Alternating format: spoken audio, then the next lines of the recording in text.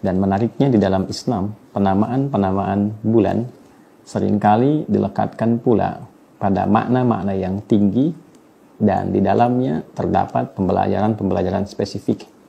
Diiringi dengan pedoman-pedoman yang terukur, diberikan tuntunan untuk menjalaninya, dan juga dihamparkan parameter atau juga indikator, ukuran-ukuran keberhasilan dalam menjalani setiap pelatihan-pelatihan kebaikan yang terdapat di dalam bulan-bulan itu. Saat ini kita berada di bulan Rajab, dan Rajab termasuk satu dari 4 bulan yang istimewa yang disebutkan spesifik dalam Al-Quran. 4 bulan ini keempatnya dengan nama 4 bulan Hurum di surah ke-9 At-Taubah di ayat ke-36. Ketika Allah Subhanahu wa taala berfirman, A'udzubillahi minasyaitonir rajim. Bismillahirrahmanirrahim. Inna 'iddatasy syuhuri 'indallahi 12 syahran fi kitabillah yauma khalaqas samawati wal arda minha arba'atun hurum. Dzalika ad-dinul qayyim fala tadhlimu fihinna anfusakum. Sungguh jumlah bilangan bulan yang ditetapkan oleh Allah Subhanahu wa taala dalam ketentuan di kitabnya, bahkan sejak mencipta langit dan bumi, setahun itu ada 12 bulan. Jadi Allah mendesain perjalanan waktu kita beraktivitas di bumi ini, setidaknya setahun ada 12 bulan. Setiap bulan itu bukan sekedar waktu yang silih berganti, tapi di dalamnya ada pedoman-pedoman, ada petunjuk-petunjuk, ada satu kesiapan yang ditunjukkan kepada kita untuk berlatih. Latihan inilah yang nanti menjadi penting untuk menjalani semua etapa kehidupan. Di bulan A latihannya apa, bulan B latihannya apa. Dan latihan ini secara otomatis akan mengantarkan kita pada kekuatan baru menjalani kehidupan di waktu-waktu yang dimaksudkan. Nah, menariknya Rajab itu digolongkan pada 1 dari 4 bulan Hurum. Minha arba'atun hurum. Dari 12 itu ada 4 bulan Hurum. Istimewa disifati dengan kata Hurum. 4 ini nanti spesifik disebut namanya oleh Nabi SAW. 3 thalatha mutawaliyat, 3 berurutan. 1 Dzulqa'dah, bulan ke-11. 2 Dzulhijjah, bulan ke-12.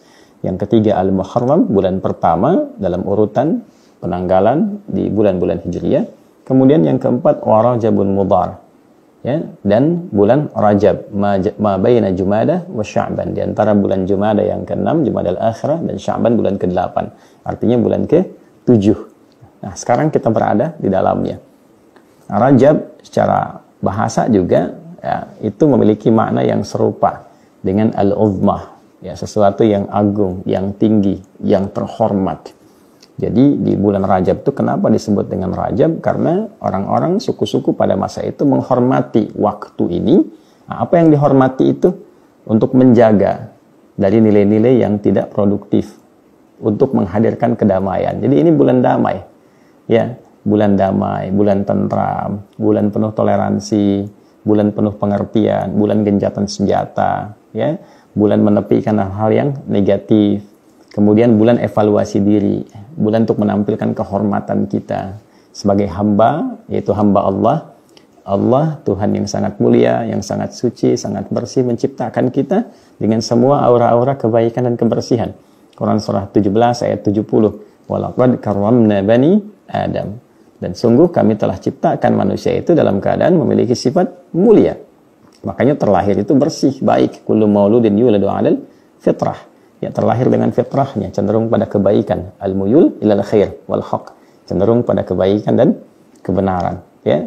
Nah, bulan ini adalah bulan latihan. Karena itu 4-nya disebut dengan Hurum. Ya, Hurum seakar dari kata hormah awalnya, bulan yang terhormat, hukumnya haram, ya kan? Makanya haram itu seakar dengan kata hurmah. Ya, pada asalnya bukan menunjukkan sifat terlarang, bukan, tapi sifat menjaga kehormatan. Dilarang itu supaya tidak jatuh kehormatannya. Nah, itu poinnya. Jadi kenapa ada hukum haram? Untuk menjaga kehormatan.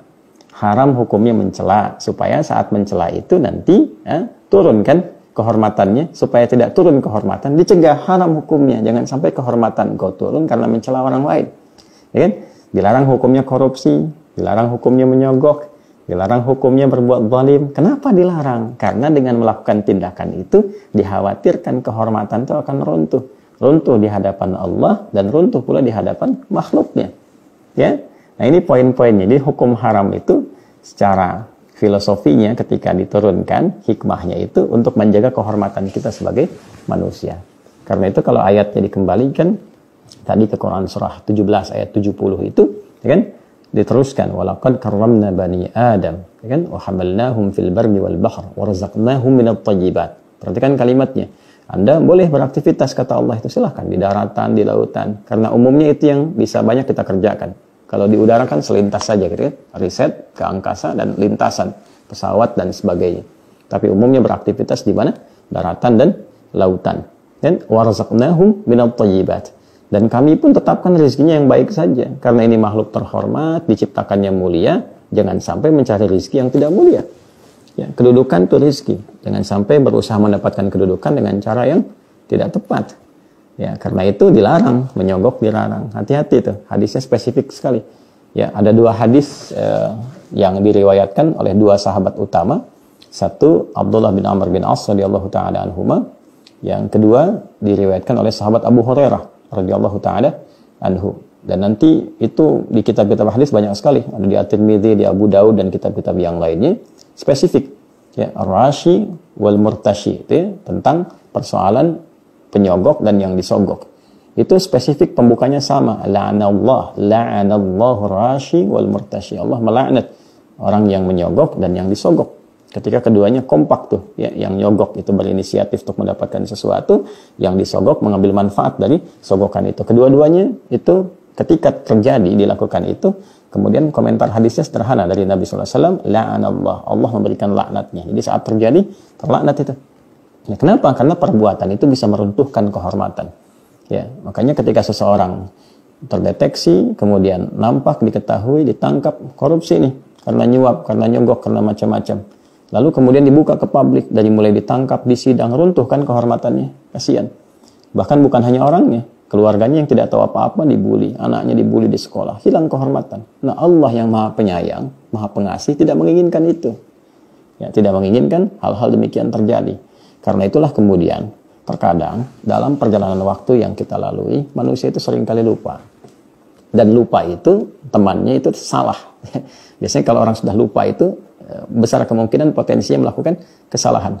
Ya, orang tahu bahwa dusta itu salah, cuman saat berdusta dia lupa kalau itu salah. Orang tahu mencela itu salah, cuma saat mencela dia lupa kalau itu salah. Karena itu di Al-Quran lupa itu kan nasya, pasangannya akhta. Saya lupa nasitu, kita lupa nasina. Maka diisyaratkan di Al-Quran di Al-Baqarah ayat 286, Rabbana la tu'akhidna in nasina au akhtana. Ya Allah, mohon kami itu kalau kami lupa dan dengan lupa ini berbuat salah, mohon jangan dihukum dengan itu. Karena itu diajarkan kita untuk berevaluasi. Di ujungnya kan ditutup dengan wa'fu anna, maafkan kami ya Allah. Kalau dengan lupa itu kemudian berbuat salah, kesalahannya bahkan bisa berlipat. Karena itu kita katakan waghfir lana, ampuni kalau melahirkan dosa, warhamna kalau dosa itu demikian kotor. Kita ingin perbaiki. Nah, dalam konteks itu bulan Rajab adalah bulan latihan. Bahkan sebelum menjelang ke Ramadan tuh diberikan pemanasan dulu supaya kita berlatih. Jelas kalimatnya, jelas ayatnya, tegas mengatakan ya wala tazlimu fihinna anfusakum. Ya dzalika dinul qayyim fala tazlimu fihinna anfusakum. Maka jangan sekali-kali kalian berbuat zalim di bulan-bulan itu. Artinya apa? Kita berlatih untuk mengevaluasi diri. Sifat-sifat yang kurang baik kita tepikan, kemudian mencoba untuk menjadi lebih bersih. Ya, mengevaluasi diri, berbuat sesuatu yang baik, yang lebih dekat pada keadilan, lebih dekat pada kemuliaan. Seperti namanya Rajab. Sehingga ketika yang buruk itu hilang, yang baik muncul, muncullah kemudian sifat-sifat dan aura positif kita yang mengangkat kita pada posisi yang lebih terhormat.